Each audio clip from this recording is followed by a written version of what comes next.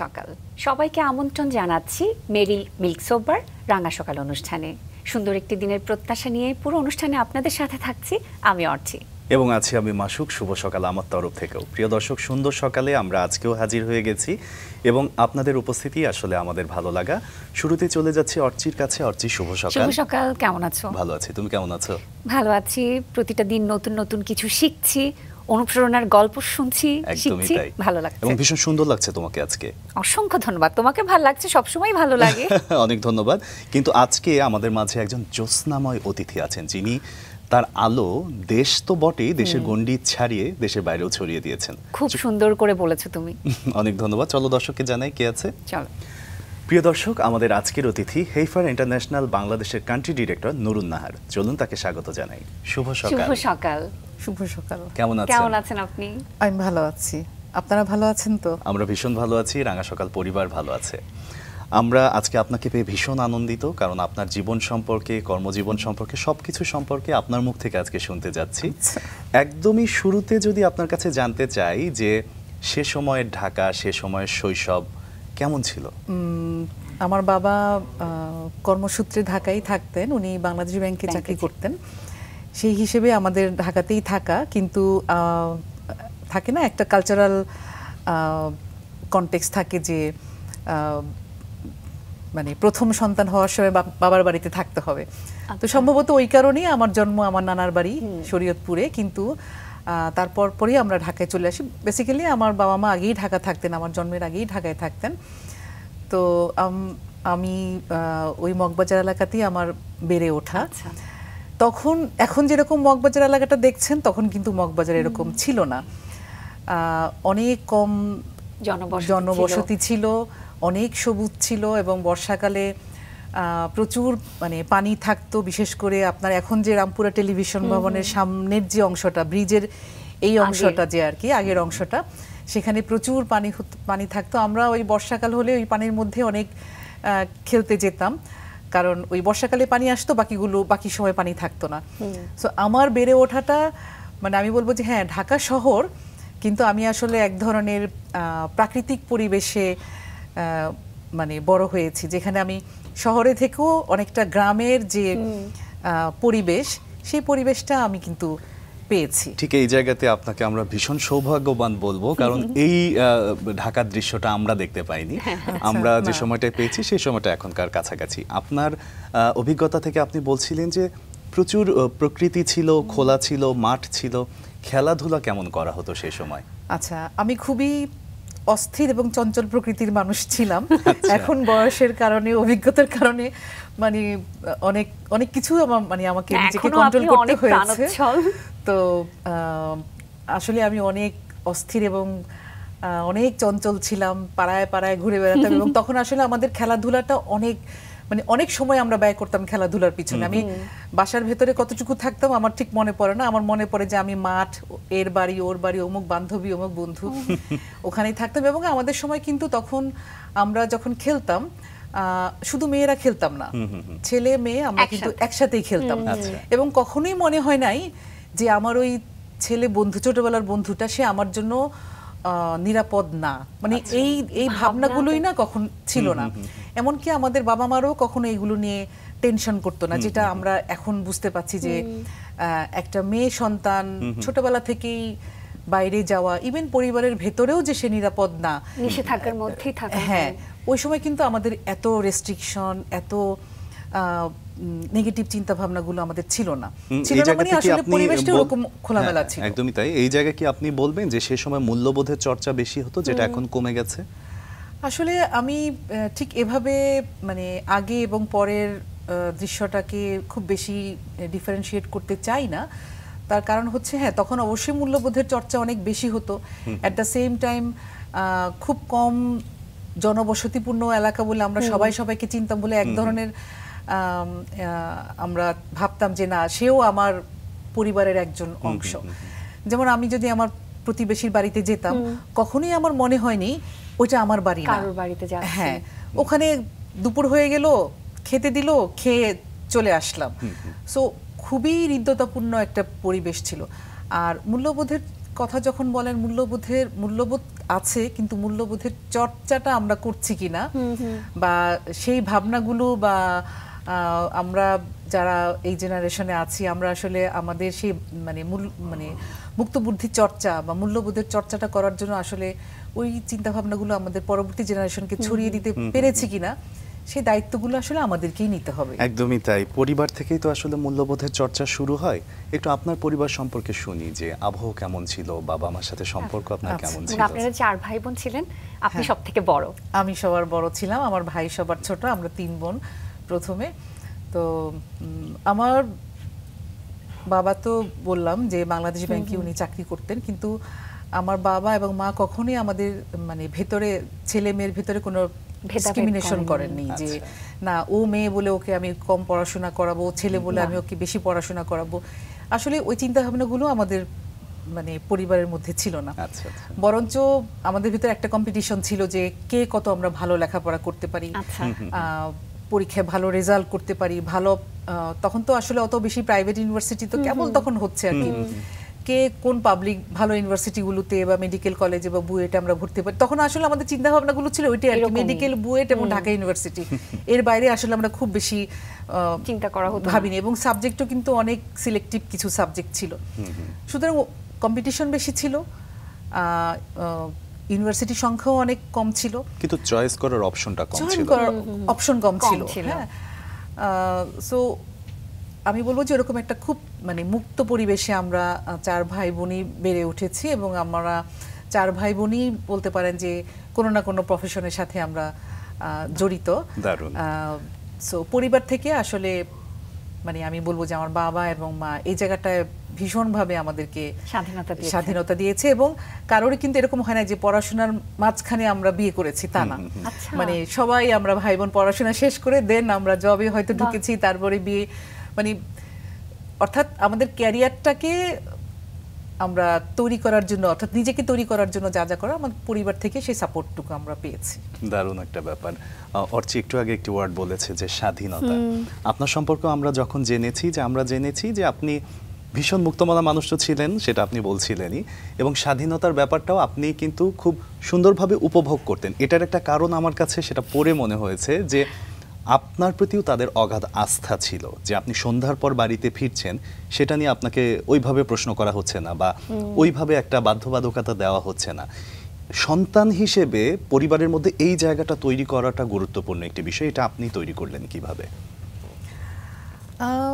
আসলে আমি জানি না আমি কিভাবে তৈরি করেছি, অত ছোটবেলা অত কিছু মনে নেই, বাট যতই স্বাধীনতা ভোগ করি না কেন কতগুলো ডিসিপ্লিন আমাদেরকে মেনে চলতে হতো।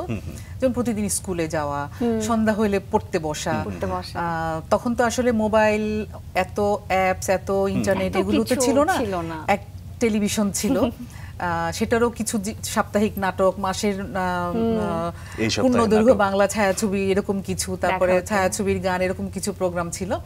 সো ওগুলো ইংরেজি কিছু মুভি ছিল, মানে সিরিজ ছিল, যেগুলো আমাদের দেখাই লাগতো, এবং ওইটা না দেখে পরের দিন স্কুলে যাওয়া আমাদের পক্ষে অসম্ভব, কারণ পরের দিন স্কুলের গিয়ে আমাদের গল্পের টপিকটাই ছিল ওই ম্যাকগাইভার বা থ্রি এঞ্জেলস, এদেরকে নিয়ে আমাদের ওই গল্পগুলো ছিল আর কি। সো আমাদের টার্গেট থাকতো যে এই সময়ে, এই 8:30 বা 9টার সময় এই প্রোগ্রামটা আমার দেখতেই হবে, তার আগে আমার পড়াশোনাগুলো যেন বাবা মা কোশ্চেন করতে না পারে, না এখন টিভি ছাড়তে পারবা না কারণ তুমি তো পড়নি সন্ধ্যা থেকে। সো ওইটা পাওয়ার জন্য, অর্থাৎ আমরা বলবো যে আমাদের বেড়ে ওঠাটা এরকম যে আমি যদি কোনো কিছু এনজয় করতে চাই, তার আগে আমাকে যে কিছু পথ অতিক্রম করতে হবে, বা আমি কিছু অ্যাচিভ করতে চাই, সেই অ্যাচিভমেন্টের জন্য আমাকে কিছু পথ অতিক্রম করতে হবে। এই ডিসিপ্লিনটা কিন্তু ছোটবেলা থেকে আমরা আসলে ঠিক এই কথাটাই আমরা আসলে শুনতে চাচ্ছিলাম, যে এই পথটা অতিক্রম করে এই স্বাধীনতা নেওয়ার জন্য আপনাকে যে কাজগুলো করতে হয়েছে, এটা একটা কৌশল হতে পারে এখনকার জেনারেশনের জন্য। আপনার সম্পর্কে কিছু তথ্য আছে, আমরা দর্শককে জানাই। প্রিয় দর্শক, নুরুন নাহার বাংলাদেশের একজন খ্যাতিমান উন্নয়ন বিশেষজ্ঞ, যিনি বর্তমানে হেইফার ইন্টারন্যাশনাল বাংলাদেশের কান্ট্রি ডিরেক্টর হিসেবে দায়িত্ব পালন করছেন। তার দীর্ঘ 28 বছরের পেশাগত অভিজ্ঞতা রয়েছে টেকসই কৃষি, জলবায়ু সহনশীল জীবিকা এবং নারী ক্ষমতায়ন এবং অন্তর্ভুক্তিমূলক বাজার ব্যবস্থাপনার উন্নয়ন নিয়ে। হেইফারে যোগদানের পরে তিনি প্রথমে প্রোগ্রাম ডিরেক্টর এবং বর্তমানে কান্ট্রি ডিরেক্টর হিসেবে স্ট্র্যাটেজিক প্ল্যানিং, রিসোর্স মোবিলাইজেশন এবং ক্লাইমেট স্মার্ট এগ্রিকালচারের মতো উদ্ভাবনী কার্যক্রমে নেতৃত্ব দিয়ে আসছেন। এর আগে তিনি CCDB, Swiss account, practical action এবং কেয়ার বাংলাদেশের গুরুত্বপূর্ণ দায়িত্বে ছিলেন, যেখানে বাজারভিত্তিক উন্নয়ন, নারী অন্তর্ভুক্তি এবং প্রান্তিক জনগোষ্ঠীর জীবিকায় টেকসই পরিবর্তনে তার অবদান অনস্বীকার্য। তিনি মাঠ পর্যায়ে বাস্তবতায় দক্ষতার সঙ্গে কাজ করার পাশাপাশি সরকার এবং দাতাদের সঙ্গে অংশীদারিত্ব গড়ে তুলতে পারদর্শী। তার নেতৃত্বে উন্নয়ন কার্যক্রমগুলোতে স্থানীয় নেতৃত্ব, জলবায়ু সহনশীলতা এবং ভ্যালু চেইন ইন্টিগ্রেশনের উপর বিশেষ গুরুত্ব দেওয়া হয়। উন্নয়ন ক্ষেত্রে তার উল্লেখযোগ্য অবদানের জন্য তিনি 2010 সালে যুক্তরাজ্যের আন্তর্জাতিক সংস্থাগুলো আয়োজিত ইম্প্যাক্ট অ্যাওয়ার্ড প্রতিযোগিতায় প্রথম স্থান লাভ করেন। তার সম্পর্কে জানছিলাম, আরও জানতে চাই। অনেক কিছুর সাথে সংযুক্ত হচ্ছি আমি তো, মানে এত কিছু বলতে গিয়ে মনে হচ্ছিল যে একটা মানুষ এত কিছুর সাথে কিভাবে সংযুক্ত থাকতে পারে। এত কাজ কিনা জানি না, আমার কাছে মনে হয় যে আমার আসলে অনেক কিছু করার কথা ছিল, বা নিজের কাছে নিজের এক ধরনের অ্যাকাউন্টেবিলিটি থাকে না, যে আমি আরো অনেক কিছু করতে পারতাম, যে কারণেই হোক হয়তো করতে পারিনি।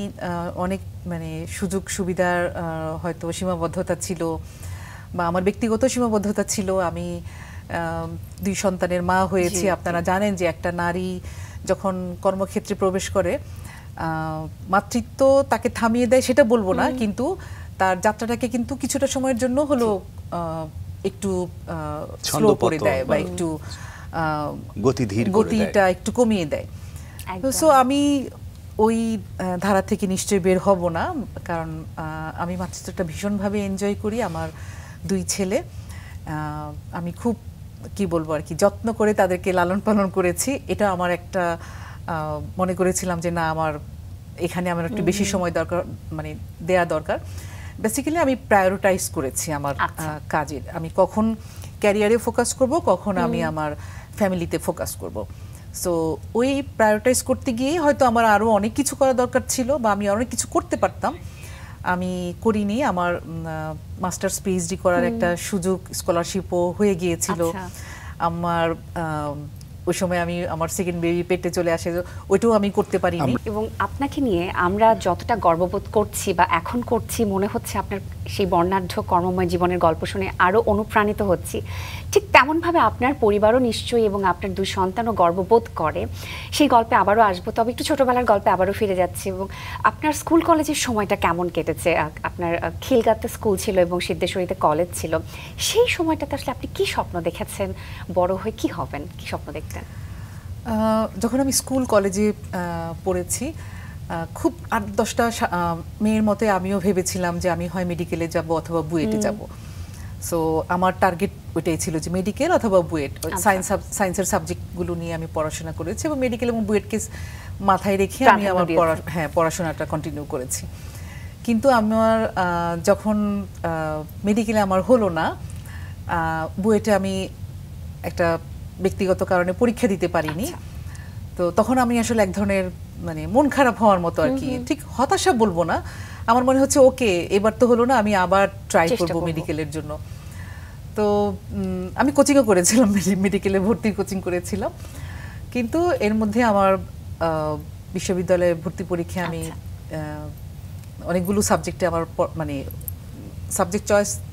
সাবজেক্ট ওয়াইজ পরীক্ষা দিতে হতো। তখন আমাদের অনেকগুলো সাবজেক্টে আমার মানে আমি এটা মেরিট লিস্টে চলে আসছিলাম আর কি।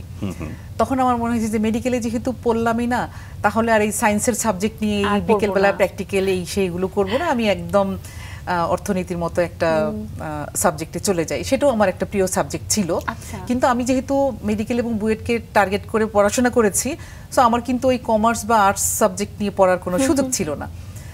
তো আমি দেখলাম যে ওই সময় জাহাঙ্গীরনগর বিশ্ববিদ্যালয়ের ইকোনমিক্স সাবজেক্টটার ডিগ্রিটা হলো বিএসসি, আমাদের কিন্তু বিএসসি অনার্স, হ্যাঁ, কিন্তু এটা কিন্তু সোশ্যাল সায়েন্স ডিপার্টমেন্টে, সাধারণত বিএসএস হয়, তো আমাদের কিন্তু বিএসসি অনার্স। তো আমার মনে হলো যে ঠিক আছে আমি অর্থনীতি বিষয়ে পড়াশোনা করি।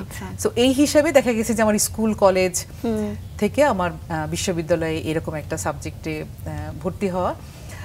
আর বিশ্ববিদ্যালয় জীবনটা আসলে এমন একটা সোনালী সময়, যে সময়ের অনেক স্মৃতি থাকে, অনেক বন্ধু থাকে, অনেক ঘটনা থাকে, যেগুলো মনের মণিকোঠায় একদম জীবনের শেষ সময় পর্যন্ত মনে হয় থেকে যায়। একদম একদম একটু শুনি। না, আমার বিশ্ববিদ্যালয় জীবনটা সত্যি অনেক বর্ণাঢ্যময়, আমি অনেক এনজয় করেছি। এখন আমার মানে বন্ধুরাও মানে অনেক বড় বড় জায়গায় সরকারি বিভিন্ন মিনিস্ট্রিগুলোতে অনেক উচ্চ পর্যায়ে তারা কর্মরত আছে, কেউ বিদেশে অনেক ভালো অবস্থায় আছে। এবং আমি সত্যি তাদেরকে নিয়ে গর্ব করি, কারণ আমার এই বন্ধুরা আমার খুব প্রাণের মানুষ। এখনো যখন মন খারাপ হয় বন্ধুদের সাথে কথা বলি, বা চল কোথাও গিয়ে একটু মানে বসে এক কাপ কফি খাই, মানে এই বিষয়গুলো আছে। আর বিশ্ববিদ্যালয়ে জীবনটা আমি বলবো যে প্রত্যেকের জীবনে এটা খুব মধুরতম সময়, সবথেকে রঙিন একটা সময়, সবচেয়ে রঙিন একটা সময়। কারণ ওই সময় আসলে যত না বেশি পড়াশোনার মানে ফোকাস করেছি, তার চেয়ে বেশি হচ্ছে বাইরের আড্ডা, বন্ধুদের সাথে কোথাও ঘুরতে চলে যাওয়া, কিছুটা ছাত্র রাজনীতির সাথেও আমি জড়িত ছিলাম, সেখানেও কিছুটা সময় দেয়া লেগেছে। তো সবকিছু মিলে আমি বলবো যে আমার মনে হয়েছে যে এই বিশ্ববিদ্যালয়ের মানে আমাদের সময় তখন 3 বছরের অনার্স, 1 বছরের মাস্টার্স এরকম ছিল আর কি। তখন মনে হলো যে কেন 4 বছর, এই সময়টা কেন আরো বড় না। কারণ হচ্ছে কি, বিশ্ববিদ্যালয় শেষ করার পর কিন্তু আমরা আসলে একটা কঠিন একটা সময়ের মধ্যে পড়ে যাই, জীবনের বাস্তবতার মুখোমুখি চলে আসে। একদম বাস্তবতা। আমার তখন ক্যারিয়ার চুজ করার সময়, আমি কোন ক্যারিয়ারটা চুজ করব এবং আমার যে পছন্দ সেইটা নিয়ে আমি এগুতে পারবো তো। মানে এখানে তো অনেকগুলো আছে না, যে ইন্টারভিউ দিতে হয়, ভর্তি পরীক্ষা একটা প্রসেসের মধ্য দিয়ে আসলে ক্যারিয়ারে ঢুকতে হয়। সো আমার পছন্দের পেশা এবং আমার সাবজেক্ট এবং আমি কোনটাতে ইন্টারভিউতে উত্তীর্ণ হব, এখানে অনেকগুলো কিন্তু বিষয় থাকে। আমরা তো দেখি না যে অনেক ডাক্তাররা এখন প্রশাসনে আছে, সরকারি প্রশাসনে আছে, অনেক ইঞ্জিনিয়াররা ব্যাংকে কর্মরত আছে, ইভেন অনেক ইঞ্জিনিয়াররা আমাদের মতো ডেভেলপমেন্ট সেক্টরেও কাজ করছে, ডাক্তাররাও ডেভেলপমেন্ট সেক্টরে কাজ করছে। সো ওই যে আমাদের একটা মাইন্ডসেট থাকে যে আমি ডাক্তার মানে হচ্ছে আমি রোগীর সেবা করব, এটা আসলে সেবা করাটা অনেক মানে অনেক ভাবে করা যায়। আচ্ছা, সো ওইটা আসলে খুব কঠিন একটা সময় ছিল। আমরা প্রত্যেকেই যদি নিজের জায়গা থেকে আসলে দেশের সেবা করার বা মানুষের সেবা করার ইচ্ছাটা ভেতরে লালন করি, সুযোগ কোনো না কোনো ভাবে ম্যাম হয়ে যায়। সেটাই ম্যাম, আপনার কাছে একটু জানতে চাইবো যে এত সুশৃঙ্খল একটা জীবন যাপন এবং পারিবারিক আবহাওয়াটাও ভীষণ সুন্দর, একটা সময় এসে আপনি বামপন্থী রাজনীতির সাথে যুক্ত হলেন, এটার পিছনে নিশ্চয়ই কোনো একটা কারণ আছে বা ভালো লাগার একটা কেন্দ্রবিন্দু থাকে, একদম সেই পয়েন্টটা শুনতে চাই। আচ্ছা, না ওরকম আমি বলবো না যে খুব বিশেষ কারণ, এটা আসলে আমার আইডিওলজি। আমি যদি বলি, বিশ্ববিদ্যালয়ে ঢোকার আগেই আমি যেটা বলেছিলাম, আমি যে পরিবেশে বড় হয়েছি মগবাজার এলাকায়, ওখানেই আসলে এই বাম রাজনীতির করা আমাদের কিছু সিনিয়র ভাই বোনেরা ছিল, এবং যেটা বলেছি যে ওখানে আমার কোনো বাউন্ডারি ছিল না, যখন তখন যার বাসায় আমরা যেতাম, এবং আমাদের বাসায়ও যারা আসতো, অনেক সময় তো মানে কেউ এসে ঢুকেই আমার কোনো ফ্রেন্ডকেই বলতো তোমার বাবাকে ডেকে দাও, কারণ তারা বুঝতোই না যে সে আমার ফ্রেন্ড, মানে আমার বাবা তার বাবা না, কিন্তু ওভাবে বলতো আর কি। সো ওই বড় ভাই বোনদের সাথে যখন কথাবার্তা বলতাম, আমার কাছে মনে হয়েছে যে না, আমি এই দেশের মানুষ, আমি আসলে এই দেশের জন্য কিছু করতে পারি কিনা, এই দেশের মানুষের ভাগ্য উন্নয়নের জন্য কিছু করতে পারি কিনা, ওইটা আসলে ওই সময় থাকতেই আমার মাথায় ঢুকে গিয়েছিল। এবং আমি যখন দেখতাম আমাদের ওই বড় ভাই বোনেরা বাম রাজনীতির সাথে যুক্ত হয়ে তারা যেরকম সমাজের বিশেষ করে বঞ্চিত যারা, মানে শোষিত যারা, তাদের কথা ভাবতেন, আমার কাছে মনে হয়েছে যে না, আমি এই দেশের নাগরিক হিসেবে আমারও তাদের কথা ভাবতে হবে। তো তখন আসলে খুব বেশি অ্যাক্টিভ রাজনীতির সাথে জড়িত ছিলাম না, নানান কারণে, কারণ বাসায় থেকে অত কিছু করা যায় না, সম্ভব না। তো যখন বিশ্ববিদ্যালয়ে গেলাম, বিশ্ববিদ্যালয়ে ওই ছাত্র রাজনীতির সাথে আমি তখন যুক্ত হয়ে গেলাম, তখন আসলে আমি একদম সরাসরি যুক্ত হয়ে গিয়েছি। যেটা বললাম আর কি, যে বন্ধুদের সাথে আড্ডা দেওয়া, ছাত্র রাজনীতি করা, পড়াশোনা করা। হ্যাঁ, সো আমার বিশ্ববিদ্যালয় জীবনটা অনেক ডাইভার্স ছিল, আমি অনেক এনজয় করেছি। এবং জাহাঙ্গীরনগর বিশ্ববিদ্যালয় থেকে আপনি অনার্স মাস্টার্স করেছেন, তার পরের গল্পে ধীরে ধীরে আসতে চাই, যে সেই সময়টাকে কি আসলে জীবনের লক্ষ্য পুরোপুরি ভাবে আপনি ঠিক করে নিয়েছিলেন?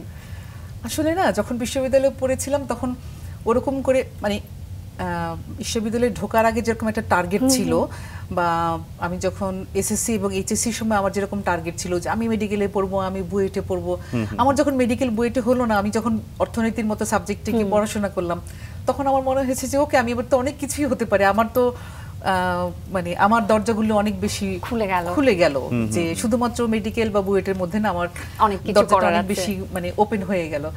তখন আসলে ওরকম আমি ব্যাংকিং সেক্টরে যাব বা ডেভেলপমেন্ট সেক্টরে যাব বা আমি সরকারি আমলা হব, ওরকম কোনো স্পেসিফিক টার্গেট ছিল না। হ্যাঁ, আমি যেটা বললাম যে বিশ্ববিদ্যালয়ের জীবনটা আমি এত বেশি এনজয় করেছি, আমার কাছে মনে হয়েছে যে আমি আর ছাত্র রাজনীতি করার কারণে আসলে নিজের কনফিডেন্স লেভেলটা এত বেশি বেড়ে গিয়েছে, আমার কাছে মনে হয়েছে আমি যে কোনো পেশায় গিয়ে আমি সার্ভাইভ করতে পারবো। সো আমাকে এই পেশায় থাকতে হবে এরকম কিছু না। কিন্তু যেটা হলো যে বিশ্ববিদ্যালয়ে আমি যখন মাস্টার্স করি, তখন আমার ফাইনাল পরীক্ষা চলছে, চলাকালীন সময়ে আমাদের এক টিচার, আসলে মাস্টার্সের সময় আমার এক টিচার বলল যে আমার 2-3 জন মেয়ে লাগবে, আমি কিছু গ্রামের মানুষের কিছু ডেটা কালেক্ট করব এবং তার উপর একটা রিপোর্ট তৈরি করে দিতে হবে, সো তোমাদের মধ্যে থেকে তোমরা 2-3 জন সিলেক্ট করে আসো যারা যারা ইন্টারেস্টেড। সো আমি গিয়েছিলাম, স্যার আরেকটা সংস্থার মাধ্যমে আমি প্রশিক্ষণও পেয়েছি, কিন্তু তারপরে ওই রিসার্চের কাজটা হয়নি, ওটা একটা রিসার্চ ছিল আর কি, স্যার একটা অর্গানাইজেশনের মাধ্যমে রিসার্চটা নিয়েছিলেন। স্যার রিটায়ারমেন্টে চলে গিয়েছেন, এখন সম্ভবত ব্র্যাক বিশ্ববিদ্যালয়ে পড়াচ্ছেন। তো ওখান থেকেই হলো যে আমার ওই প্রশিক্ষণে আমি আসলে অনেক কিছু মানে গ্রামের নারীদের জীবনগুলো সম্পর্কে অনেক বেশি মানে জানতে পেরেছি। তো ওই রিসার্চটা হয়নি, এখন আমার ধারণা যে স্যারের ভিতর একটা হয়তো অব্লিগেশন চলে আসছে যে আমি তো ওকে কিছু করতে পারলাম না, তো স্যার তখন বললো যে ওখানে দেখো অনেকগুলো লোক নেবে, তুমি অ্যাপ্লাই করো। আচ্ছা, তো আমি অ্যাপ্লাই করেছি হাতে লিখে, এবং খুবই এটাকে কি বলবো আর কি, সিরিয়াস ছিলাম না, মানে একেবারেই প্রিপারেশন ছাড়া, মানে একেবারেই বলবো যে একটা ক্যাজুয়াল একটা অ্যাপ্লিকেশন। আমাকে এখন কি অ্যাপ্লিকেশন করলে আমি ওই অ্যাপ্লিকেশন অ্যাকসেপ্ট করব না। তো ওখানে ইন্টারভিউ দিলাম, তারপরে তো বললো যে ওকে ফাইন, তুমি জয়েন করো। আমি তখন বললাম যে আমার কিন্তু মাস্টার্স পরীক্ষা আছে, আমার ভাইভা হবে, কোনো সমস্যা নাই, তুমি জয়েন করো। এটা কোন অর্গানাইজেশন ছিল ম্যাম? ওটা সিসিডিবি। আচ্ছা। এবং আমার সুপারভাইজার ছিল মরিস ব্লুম, খুবই ভদ্রলোক, আমার সাথে এখনো তার যোগাযোগ আছে, ডাচ এক ভদ্রলোক। তো তার সাথেই প্রথম আমার কর্মজীবন শুরু। আচ্ছা, আমি জানতে চাচ্ছিলাম যে আসলে সিসিটিভির আগে তো আপনি ইতালিতে আইএলও একটি বিশেষায়িত কোর্স করেছিলেন, সেই সুযোগটা কি করে এসেছিল? না, এটা সিসিটিভির পরে। আচ্ছা, সিসিটিভির পরে হয়েছে। এটা কাজ করতে করতেই আমি এটা সেই প্রশিক্ষণটা নিতে আপনি, সেটা আসলে একটা ডিপ্লোমা কোর্স ছিল। আচ্ছা, তো সেখানে কেমন অভিজ্ঞতা হয়েছে, কি কি শিখেছিলেন? সেটাও আসলে আমার অনেকটা জব রিলেটেড, চাকরির সাথে খুব মানে সংযোগ আছে, এরকম একটা সাবজেক্ট নিয়ে আমি পড়াশোনা করেছি। এবং ওখানে যেই পেপারগুলো জমা দিতে হয়েছে বা আমার যে অ্যাসাইনমেন্টগুলো ছিল, সেটাও আমার আসলে এই ডেভেলপমেন্ট, এই মার্কেট, ইনক্লুসিভ মার্কেট, এই বিষয়গুলো নিয়ে আমার, সো ওইটা করতে আমার খুব বেশি বেগ পেতে হয়নি, কারণ এটা আমার প্র্যাকটিক্যাল নলেজটাকে আমি আসলে খুব মানে একটা সিস্টেমেটিক একটা টেমপ্লেটে নিয়ে এসে আমি পড়াশোনাটা করেছি। আচ্ছা, খুব সম্ভবত পরবর্তীতে আপনি কেয়ার বাংলাদেশে কাজ করা শুরু করলেন, সেখানে প্রশিক্ষণ কর্মকর্তা হিসেবে আপনি কাজ করছিলেন। প্রশিক্ষণ দেওয়ার জন্য যেমন বিশেষ কিছু গুণের দরকার হয়, সেই বিষয়গুলো আয়ত্ত করলেন কিভাবে, কোথা থেকে? আচ্ছা, এটা আসলে কোনো আয়ত্ত করিনি, আমি যেটা বলেছিলাম যে আমার বিশ্ববিদ্যালয়ে যেহেতু আমি রাজনীতি করেছি, আমি এই জন্য মানে কি বলবো আর কি, যে ছাত্র রাজনীতি, অবশ্যই এখন যে ছাত্র রাজনীতির ধারা আসছে সেটা নিয়ে আমাদের অনেক বিতর্ক আছে, বাট আমাদের সময় আমরা যে ছাত্র রাজনীতি করতাম ওটা কিন্তু অনেক মানে এটাকে কি বলবো আর কি, একজন মানুষকে পরিপূর্ণ মানবিক মানুষ হিসেবে মানে গড়ে ওঠার পিছনে অনেক অবদান রেখেছিল।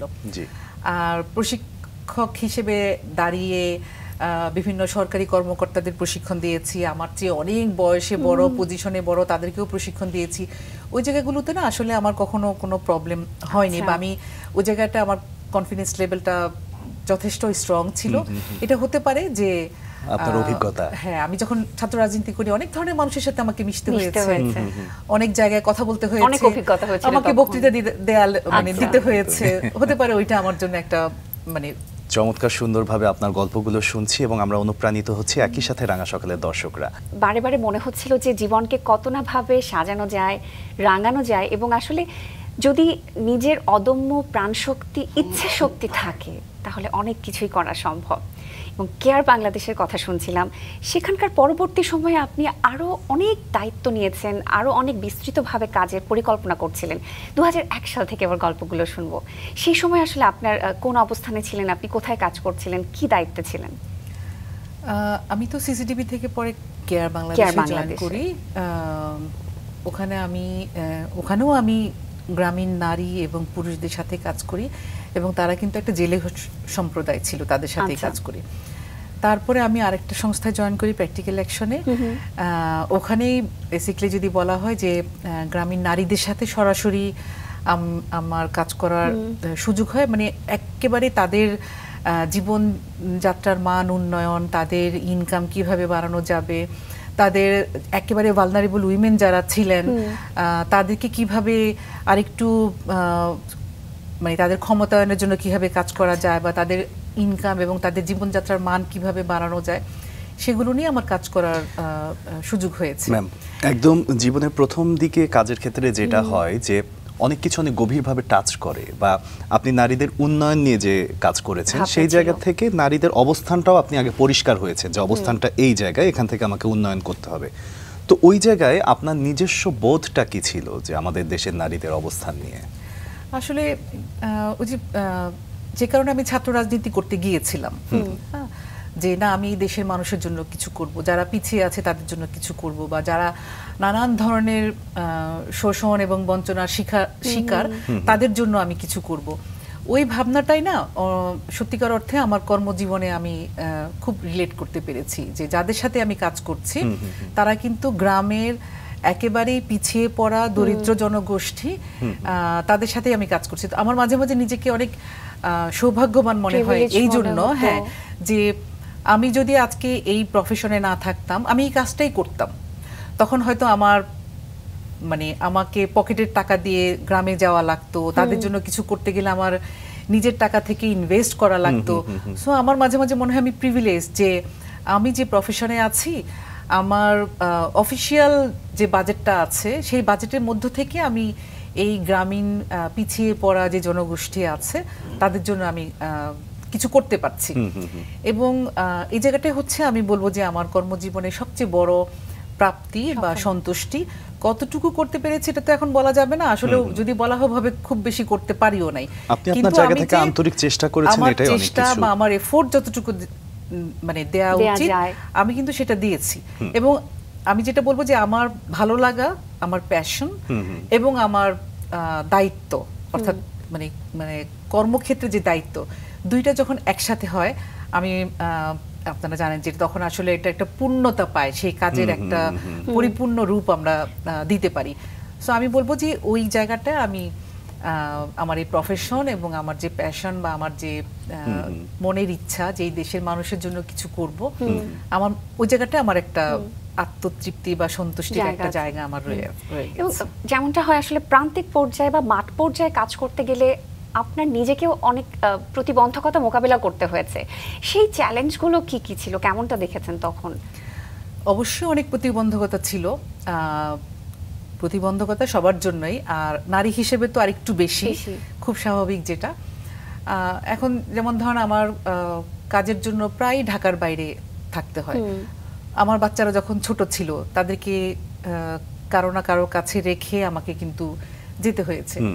এবং একটা কথা আমি খুব মানে সবাইকে বলি, আজকে আপনাদের মাধ্যমে বলতে চাই যে নারীদেরকে কর্মক্ষেত্রে আসতে গেলে আসলে একটু সাহসী হইতে হবে, এবং তার সাপোর্ট সিস্টেমটা আসলে নিজেকে অনেকটা গড়ে নিতে হবে।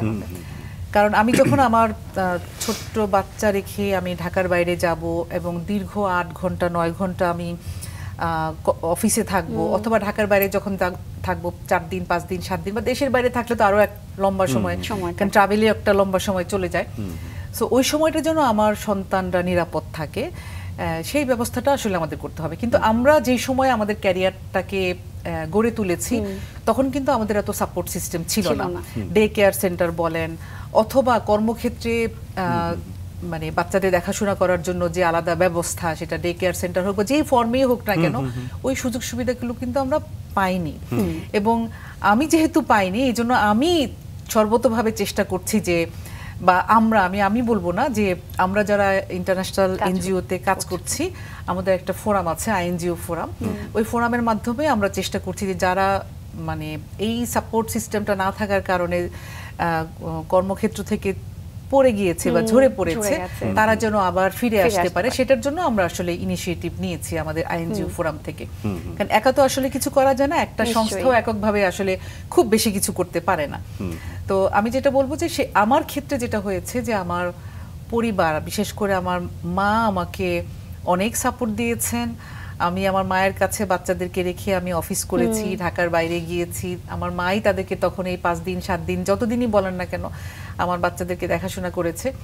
এবং আমি আমার সমসাময়িক যারা কর্মক্ষেত্রে মানে প্রবেশ করেছেন বা ছিলেন, আমি মোটামুটি সবাইকেই দেখেছি যে তার একটা মা একটা বড় সাপোর্ট সিস্টেম হয়ে কাজ করেছেন। আসলে মা ব্যাপারটা এমন একটা ছায়া যেখানে আসলে সন্তানরা শীতল হবে, এটাই বাস্তব। এবং আপনার কাছ থেকে আপনার কর্মজীবনে আবারও ফিরে যেতে চাই যে সুইস কন্ট্রাক্টে আপনি যে প্রকল্পে কাজ করলেন সেটি কি প্রকল্প ছিল এবং এখানে আপনার অভিজ্ঞতাটা সেটা আসলে চরের মানুষের জীবনযাত্রা নিয়ে। আচ্ছা, যেটা আরো এক ধাপ চ্যালেঞ্জিং ছিল। সত্যি ওইটা চরের মানুষ, তাদের যে সেটাও তাদের ইনকাম, তাদের লাইভলিহুড এবং মার্কেটের সাথে ওই মানুষগুলোর, ওই চরের যে মানুষগুলো আছে, বিশেষ করে কৃষক যারা আছেন, তাদের সংযুক্তি করে দেওয়া, সেই কাজটা আমরা করেছি। এবং আপনি যেটা বললেন যে হ্যাঁ চ্যালেঞ্জিং, কারণ যেই চরগুলোতে আমরা কাজ করেছি তখন ওগুলোতে যাতায়াতের আসলে ওরকম কোনো সুব্যবস্থা নাই। আমাদেরকে ওই নৌ পরিবহন, স্পিড বোটে করে যে তারপরে ধরেন আধা ঘন্টা 1 ঘন্টা কখনো কখনো 2 ঘন্টা চরের বালির মধ্য দিয়ে হেঁটে তারপরে আমাদের ওই বাড়িগুলোতে যাওয়া লেগেছে আর কি। বাট ওই কাজগুলো কিন্তু আমরা করেছি। এবং এটা আমি একা না, আমার সাথে আরো অনেক নারী কর্মীরা ছিলেন, পুরুষ কর্মীরা তো ছিলেনই, তারাও কিন্তু করেছে। সো আমি বলবো যে নারীরা আসলে অনেক চ্যালেঞ্জ নিতে পারে, অনেক চ্যালেঞ্জিং কাজও করতে পারে। এখন মানে একটু ভালো একটা পরিবেশ, কর্ম পরিবেশ এবং একটা সামাজিক পরিবেশ আসলে দরকার। আপনি চরে হচ্ছে কৃষি নিয়ে কাজ করেছিলেন বলছিলেন, একটু বিস্তারিত আমিও শুনতে চাই যে সেখানে আসলে কি কি নিয়ে কাজ করেছেন বা তাদেরকে কি কি ক্ষমতায়নে বা উন্নয়নের ক্ষেত্রে আসলে ভূমিকা রেখেছেন আপনারা। সাথে সাথে আমি আরো একটা প্রশ্ন জুড়ে দিতে চাই, সেটা হচ্ছে বাংলাদেশের সমতলে যেমন কৃষিতে নারীদের ভূমিকা আছে বাট উল্লেখযোগ্য নয়, কিন্তু চর অঞ্চলে কিন্তু নারীরা কৃষিতে বেশ উদ্যম বা এগিয়ে আছে। তো সেই জায়গা থেকেও একটু শুনতে চাই আপনার মুখ থেকে। আচ্ছা, চরে যখন কাজ করতাম শুধুমাত্র নারী কৃষকদের সাথে কাজ করতাম তা না, নারী এবং পুরুষ সবার সাথে, হ্যাঁ, মানে হাউজহোল্ড অ্যাপ্রোচে আমরা কাজগুলো করতাম। এবং যেটা হয়েছে যে আমাদের বিভিন্ন কোম্পানিগুলোর সাথে তাদের কৃষি পণ্য, অর্থাৎ আমরা যখন বলি যে নারীর ক্ষমতায়ন, নারীর ক্ষমতায়ন কিন্তু তার অর্থনৈতিক ক্ষমতায়ন ছাড়া কিন্তু আসলে নারীর ক্ষমতায়ন কখনোই হবে না। যখন সে নিজে ইনকাম করতে থাকবে এবং তার ইনকামটা যখন তার নিজের হাতে আসবে এবং সে যখন স্বাধীনভাবে তার ইনকামটা কোথায় সে খরচ করবে, সেই খরচের খাতগুলো যখন সে স্বাধীনভাবে চিন্তা করবে যে আমি ইনকামটা কোথায় ব্যবহার করব, কোথায় খরচ করব, এই জায়গাগুলোতে যখন আমরা কাজ করি আমরা আসলে তখনই বুঝবো যে না, নারীর ক্ষমতায়নের বড় একটা ধাপ আমরা পার হতে পেরেছি। আদারওয়াইজ আপনি নারীর অর্থনৈতিক কোনো মানে অবলম্বন নাই, অর্থনৈতিক কোনো তার আয় নাই, কিন্তু তারকে আমরা অন্যভাবে ক্ষমতায়িত করব, এটা আসলে পরিপূর্ণতা পায় না। কারণ গ্রামীণ কৃষকরা বা আমরা যাদের সাথে কাজ করি তারা তো আসলে দরিদ্র জনগোষ্ঠী, যেটা বলছিলাম যে পিছিয়ে পড়া জনগোষ্ঠী। সুতরাং তাদের জন্য এই অর্থনৈতিক ক্ষমতায়নটা অনেক গুরুত্বপূর্ণ। এবং আমি যেই চরাঞ্চলের মানুষের সাথে কাজ করতাম, ওই কাজের বড় একটা উদ্দেশ্য ছিল তাদের এই অর্থনৈতিক ক্ষমতায়ন করা আর কি। চরে আপনি কাজ করতেন এবং একই সাথে বন্যা মোকাবেলায় আপনারা বিভিন্ন ধরনের পদক্ষেপ নিয়েছেন। পরবর্তী সময়গুলোতে একটু শুনি গল্পগুলো, 2013 থেকে 2019 পর্যন্ত আসলে কেমন কাজ হয়েছে বা কি কি কাজ করেছেন, তখন কোন দিকে মূল লক্ষ্য বা উদ্দেশ্য নিয়ে গিয়েছিলেন? আচ্ছা, ওইসব আমি সুইস কন্ট্রাক্ট থেকে আমি প্র্যাকটিক্যাল অ্যাকশনে জয়েন করি। ওখানে আসলে আমি খুব ক্লোজলি নারীদের সাথে কাজ করি এবং ওখানে যে ভালনারেবল কমিউনিটিগুলো ছিল তাদের সাথে আমার সরাসরি কাজ হয় এবং তাদের বাড়িতে যাওয়া, তাদের সাথে বসে তারা আসলে কিভাবে নিজেদেরকে দেখতে চায়। বিষয়টা কিন্তু এরকম না যে আমি একজন নারীকে বললাম যে আসো তোমার ভাগ্য উন্নয়ন করে দিই, বা এই আসো তোমাকে আমি এই কটা টাকা দিলাম বা এই এলিমেন্টগুলো দিলাম, তুমি ইনকাম করো। এই কথাটা মনে হচ্ছিল যে একটা বড় অংশ জুড়ে কিন্তু আছে কাউন্সিলিং বিষয়টা, তাদেরকে আগে বোঝাতে হয়েছে। সেই কাজগুলো কিভাবে করেছেন? সেটার জন্য আমাদের মানে মাঠ পর্যায়ের অনেক টিম ছিল, ভলান্টিয়ার হয়ে তারা কাজ করেছে। কিন্তু মূল যে কাজটা আমি বলবো যে এখানে কাজের একটা মানে ধরনটা কিন্তু এরকম না যে আমরা গিয়ে তাদেরকে বলেছি চলো তোমার উন্নয়ন করে দিলাম আর উন্নয়ন হয়ে গেল। বিষয়টা কিন্তু তা না। তার যে চাহিদাগুলো কি, বা সে আসলে নিজেকে কোথায় দেখতে চায় এবং সে তার এই দরিদ্রতা থেকে বা তার এই ভালনারেবিলিটি থেকে সে বেরোতে চায় কিনা, ওই জায়গাটা আসলে আমাদের সবচেয়ে বড় একটা চ্যালেঞ্জিং এবং বড় এফোর্টটা ওখানে আমাদের দিতে হয়েছে।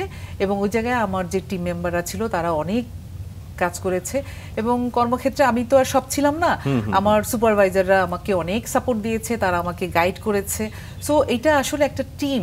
আমি যেটা বলবো যে কাজই করি না কেন, এটাও যে ক্রিকেট খেলার টিমের মতো বা ফুটবলের টিমের মতো আর কি, আমাকে সবাই মিলে মাঠে নামতে হবে। এটা একটা টিম অ্যাপ্রোচে আমরা কাজগুলো করেছি।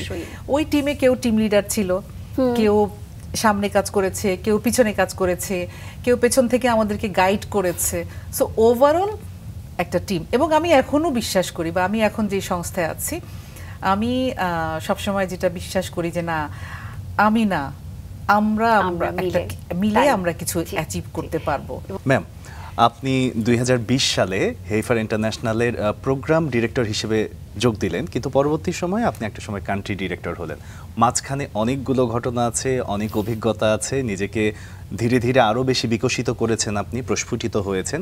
সেই জায়গাগুলো একটু শুনতে চাই। হেইফারের সাথে আপনার জার্নিটা কেমন? শুনবো। ধন্যবাদ।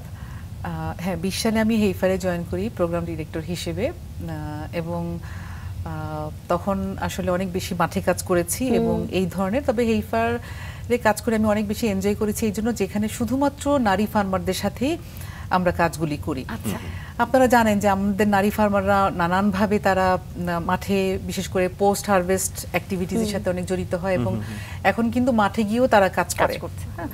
কিন্তু তাদের যে রিকগনিশন বা তাদের যে শ্রমের মূল্য, বা আমরা যদি বলি যে ডিগনিটি, সেই জায়গাটা কিন্তু এখনো অনেক পিছিয়ে আছে। আমরা তাদেরকে এক ধরনের পিছিয়েই রেখেছি। ধরেই নেই যে কৃষক মানেই হচ্ছে একটা পুরুষের মুখ, এবং আমরা যখন ছোটবেলা থেকেও পড়ে আসছি কৃষক মানেই হচ্ছে একটা মাথাল, একটা গামছা থাকবে, একটা মাথাল থাকবে এবং একটা পুরুষের মুখ থাকবে আর কি। কিন্তু নারীরাও যে এখানে অনেক বড় একটা অবদান রাখছে। এবং আপনারা জেনে থাকবেন যে আমাদের দেশের, সারা পৃথিবীতে আমরা যদি দেখি যে আমরা যে খাবারটা খাই, আমাদের টেবিলে যে খাবারগুলো আসে, সেটা কিন্তু খুব মানে ক্ষুদ্র কৃষকদের কাছ থেকে আসে, খুব বড় ফার্ম থেকে কিন্তু আসে না। এটা শুধু বাংলাদেশ না, এটা আমি পুরো গ্লোবাল পিকচার বলছি আপনাদেরকে। তার মানে আমার এই ক্ষুদ্র খামারিরা আমাদের জন্য অত্যন্ত গুরুত্বপূর্ণ। তারা আজকে ফসল ফলাচ্ছে বলেই কিন্তু আমরা আজকে টেবিলে খাবার পাচ্ছি। আদারওয়াইজ কিন্তু তারা যদি কখনো বলে যে না আমরা ফসল ফলাবো না, আমরা কিন্তু এই টেবিল, চেয়ার, যন্ত্রপাতি এগুলো খেয়ে কিন্তু আমরা বাঁচতে পারবো না। সুতরাং আমাদের জীবনটা অনেকভাবেই, অনেক অংশেই তাদের উপরে নির্ভরশীল, কারণ তারা খাদ্য উৎপাদন করে বলেই আমরা আসলে খেতে পাচ্ছি। তো এই যে বিষয়টা, এবং এই খাদ্য উৎপাদনের, আপনারা জানেন যে নারীরা খাদ্য উৎপাদনের সাথে অনেক বেশি জড়িত, এবং তারা যখন কাজগুলো করে এক ধরনের ভেতর থেকে তারা করে। মানে একটা গাছ যখন লাগায় বা গরু, ছাগল যখন, হাঁস, মুরগি যখন তারা প্রতিপালন করে, ওইটা এক ধরনের তাদের সন্তানদের মতো হয়ে যায়। আমি নিজে দেখেছি, আমি যখন তাদের সাথে কথা বলেছি যে গরুটা তো তোমার বিক্রির সময় হয়ে গেছে, তুমি বিক্রি করছো না কেন, তখন বলছি যে মায়া লাগে, ওকে প্রতিদিন খাওয়াতাম, গোসল করাতাম, পানি দিতাম, ওকে বিক্রি করে দিব। হ্যাঁ, আরেকটা আমি কিনবো, সেই বিক্রির টাকা দিয়ে আমি আবার আরেকটা মানে গাভী কিনবো, বা মাংসের জন্য আমি আরেকটা গরু কিনবো। কিন্তু এই যে মায়া, তার মানে সে এক ধরনের, তারা নিজেরাই বলে যে সন্তানের মতো। ওই নারী যখন কৃষি পণ্য উৎপাদন করতে মাঠে যায়, সেও যখন মানে ফসলটা ফলায় বা যখন রোপণটা করে, সেও না ওইটা এক ধরনের সে মাতৃত্বের বোধ থেকেই ওটা করে। এবং ওনারা নিজেরাই বলে যে এই গাছ আমার হাতে বোনা, এই গাছগুলো বা এই ফসলগুলো আমার হাতের বোনা। সো এক ধরনের কি বলবো আর কি, হৃদয় থেকে তারা কাজগুলি করে। সো এই কথাগুলো যখন আমি এদের সাথে কাজ করতে গিয়ে আমার কাছে মনে হয়েছে যে হেইফারের এই কাজ আমি যদি এখানে আরো এফোর্ট দেই এবং আমি হয়তো আরো ভালো করে তাদের সাথে আরো কাজ করতে পারবো। এবং আমার প্রতিষ্ঠান আমাকে সেই স্বাধীনতা, সেই সুযোগ দিয়েছে যে তুমি আরো আন্তরিকভাবে কিভাবে করতে চাও সেটা বলো, আমাদের সমর্থন তোমার প্রতি থাকবে। সো ওই সমর্থন থেকে আসলে আমি কাজগুলো করেছি এবং ওখান থেকে আমার এই পদোন্নতি, নিশ্চয়ই কাজ ভালো করেছি বলেই পদোন্নতি হয়েছে, তা না হলে তার হতো না। আমরা একটু হেইফার সম্পর্কে আরো শুনতে চাই যে শুধু কি কৃষি নির্ভর কার্যক্রমই তারা চালাচ্ছেন নাকি আরো অন্যান্য ধরনের কার্যক্রম আছে? আসলে কৃষিকে ফোকাস করে সমস্ত কাজগুলো হচ্ছে। এখন আমরা যখন কৃষি কাজ করতে যাই, আপনারা জানেন যে আমাদের কৃষি মানে হচ্ছে মাটি। সো ওখানে মাটির স্বাস্থ্য বা সয়েল হেলথ অনেক বড় একটা ইস্যু। আমরা ওটা নিয়ে কাজ করছি এবং আমরা বিভিন্ন সরকারি প্রতিষ্ঠানের সাথেও আমরা কাজ করছি, কারণ হেইফার এককভাবে আসলে কিছুই করতে পারবে না এবং হেইফার সেটা বিলিভ করেও না। হেইফার সবসময় পার্টনারশিপ অ্যাপ্রোচে বিলিভ করে। সেক্ষেত্রে প্রাইভেট সেক্টর পার্টনার এবং সরকারি প্রতিষ্ঠান, তাদের সাথে আমাদের পার্টনারশিপে আমরা কাজগুলো করে থাকি। এবং এখানে দেখা যায় যে আমার যে কৃষকরা পণ্য উৎপাদন করে, তখন আমরা চেষ্টা করি তা সেজন্য একটা ফেয়ার প্রাইস পায়, ন্যায্য মূল্য পায়। সেই ন্যায্য মূল্য পাওয়ার জন্য আমরা বিভিন্ন প্রাইভেট সেক্টর তাদের সাথে আমরা কাজগুলো করি।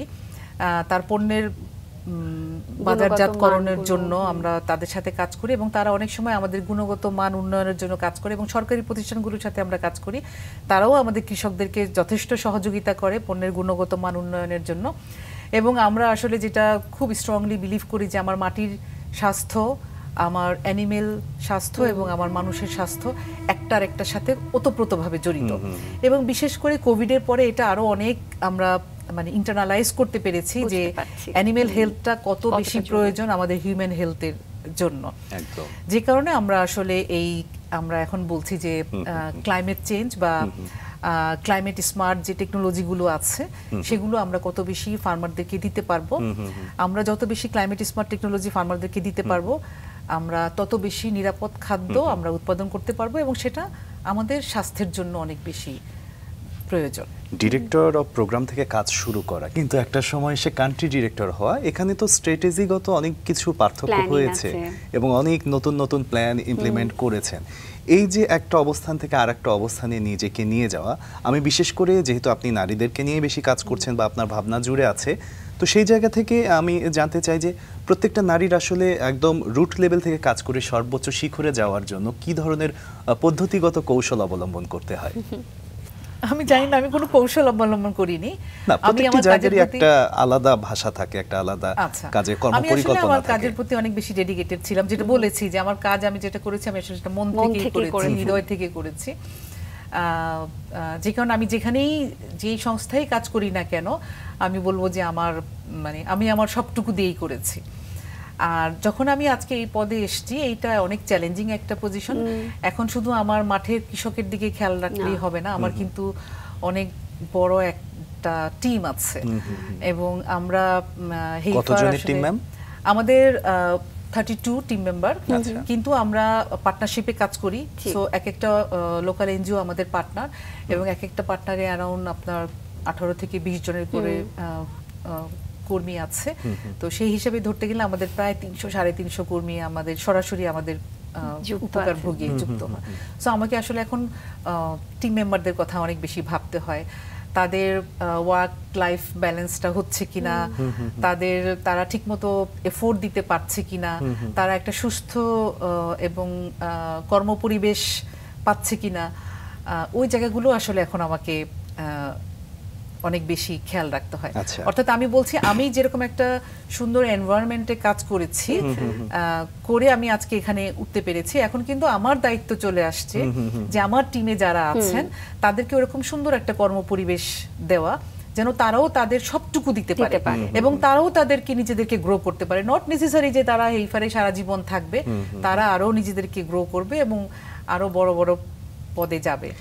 ওইটাই এখন আমার অনেক বড় একটা চ্যালেঞ্জিং জায়গা। নারী বান্ধব কর্মপরিবেশ আসলে নারীদের জন্য খুবই গুরুত্বপূর্ণ এবং স্বপ্নের আমরা জায়গা। আজকে বাইরে যখন আপনার সাথে গল্প করছিলাম তখনও কিন্তু বিষয়টা এসেছেন যে আপনি সেই বিষয়টা নিয়ে ভীষণভাবে ভাবছেন আপনার নারী এমপ্লয়িরা যাতে একটা নির্দিষ্ট এরিয়াতে যাতায়াতের অসুবিধার জন্য আপনি সেই জায়গা থেকে অফিসটাও চেঞ্জ করছেন না। তো আপনার এই যে নারী বান্ধব মানসিকতা, এটা আসলে আপনি আশপাশ থেকে পুরুষদের কাছ থেকে কি রকম সহযোগিতার মনোভাব পেয়েছেন, সাড়া পেয়েছেন? আসলে আমি যেখানেই কাজ করি না কেন, আমি বলবো যে আমার পুরুষ কর্মীরা আমাকে, সহকর্মীরা আমাকে ভীষণভাবে সহযোগিতা করেছে। যেমন ধরেন ঢাকার বাইরে আমাকে যেতে হয়, দেশের বাইরে যেতে হয়, তো তারা কিন্তু দেখতাম যে আমাকে, তারা আমার সিনিয়র জুনিয়র যাই হোক না কেন, আমাকে অনেক টেক কেয়ার করতো। শুধু আমাকে না, মানে প্রত্যেকে আমরা টেক কেয়ার করতাম। তো এই যে একটা টিমে কাজ করা বা একটা টিম অ্যাপ্রোচ, আমি বলবো যে এই সেক্টরে যারা আছেন, টিম অ্যাপ্রোচ ছাড়া আসলে এই সেক্টরে কাজ করা খুবই দুরূহ ব্যাপার এবং এটা আমাদের আসলে বিলিভের জায়গা, বিশ্বাসের জায়গা। তো পুরুষ সহকর্মীরা আমাদেরকে অনেক সহযোগিতা করেছেন। ইভেন এখনো আমি যে কর্মপরিবেশ তৈরি করছি বা করার জন্য এখনো চেষ্টা করে যাচ্ছি, এটা কিন্তু শুধুমাত্র নারীদের জন্য না। একজন পুরুষ, আমরা বরঞ্চ পুরুষ কর্মীকেও আমরা অনেক উৎসাহ দেই যে তুমি বাচ্চাটাকে স্কুল থেকে নিয়ে আসো। অর্থাৎ এটা শুধু মায়ের দায়িত্ব না যে বাচ্চাকে স্কুলে দেওয়া, বা একটা বাচ্চা অসুস্থ হলে তাকে টেক কেয়ার করা, তুমিও করো। সো ওই জায়গাগুলো কিন্তু আমরা, এটা যে কোনো মানে নারীর বিশেষায়িত কোনো কাজ না, এটা যে পুরুষেরও কাজ। এবং আজকে আমার যে পুরুষ সহকর্মী, তার স্ত্রীরাও, মানে তাদের ওয়াইফরাও কিন্তু কাজ করছে। আবার যদি তাদের ওয়াইফরা কাজ করে নাও থাকে, তারা কিন্তু তাদের সন্তানদেরকে কর্মক্ষেত্রে প্রবেশ করার জন্য উপযোগী করে তুলছে। তার মানে উনি যদি আজকে আমাকে যে সহযোগিতাটা করছেন, ভবিষ্যৎ মানে সে কিন্তু তার সন্তান, তার মেয়ে সন্তানকে মাথায় রেখেও কিন্তু করছেন, যেন তার মেয়ে সন্তানটাও যেন কর্মক্ষেত্রে এই সুযোগ সুবিধাগুলো পায় বা এই সহযোগিতাটা যেন তারা পায়।